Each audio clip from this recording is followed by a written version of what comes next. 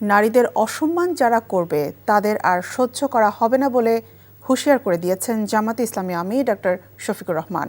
সকালে হবিগঞ্জ নিউফিল্ড মাঠে জামাত ইসলামী হবিগঞ্জ শাখা আয়োজিত নির্বাচনী জনসভায় তিনি এই হুঁশিয়ারি উচ্চারণ করেন। জামাত আমিরের এই নির্বাচনী জনসভাকে কেন্দ্র করে সকাল থেকেই সমাবেশ স্থলে আসতে শুরু করে জামাতের নেতাকর্মীরা। তাদের অনেকেরই হাতে ছিল তাদের নির্বাচনী প্রতীক দাঁড়িপাল্লা। সকাল 10:30টার দিকে জনসভা স্থলে এসে পৌঁছলে উপস্থিত জনতা স্লোগানে পুরো এলাকা মুখর করে রাখে। এ সময় জামাত আমির তার দলের পক্ষে ভোট কামনা করেন। 12 তারিখ একটি দল ভোট কেন্দ্র দখল করতে চায় অভিযোগ করে ভোট কেন্দ্র পাহারা দেওয়ার আহ্বানও জানান ডক্টর শফিকুর রহমান।